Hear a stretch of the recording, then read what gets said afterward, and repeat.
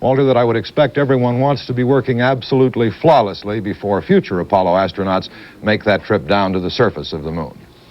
The next television transmission is scheduled for 3:06 tomorrow afternoon, Eastern Time. While the astronauts are out on their way to the moon, there are 3 astronauts' wives and 11 astronauts' children who are awaiting further word with every minute that passes at their homes at the Space Center outside Houston. Nelson Benton, perhaps you can report to us from down there what they were up to today. Walter, Mrs. Lovell is still on the way back here from Cape Kennedy, but at the home of Mrs. Borman, we're told that she was just as excited as she could be. She said it is difficult to fathom that what you're seeing is live and coming from so far away.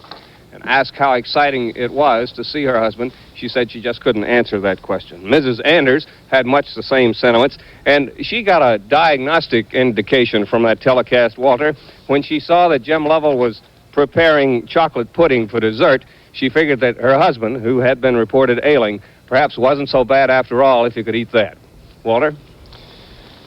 Well, they do seem to be doing better. Lovell and Anders are both sleeping at this time. They've entered that so-called sleep cycle. Borman is alone, awake in the spacecraft. Anders did take a sleeping pill, a Seconal, on advice of the ground. They are having some trouble getting adjusted to the short sleep cycle out there in space. But otherwise, the entire mission of Apollo 8 is going exceedingly well. Our next Apollo 8 progress report later this evening. This is Walter Cronkite at the CBS News Space Center in New York.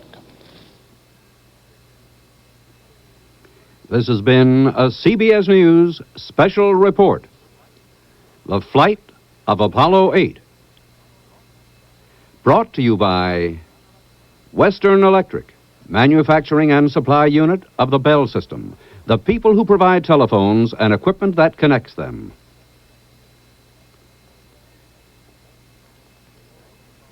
Next Apollo update following this evening's Ed Sullivan Show.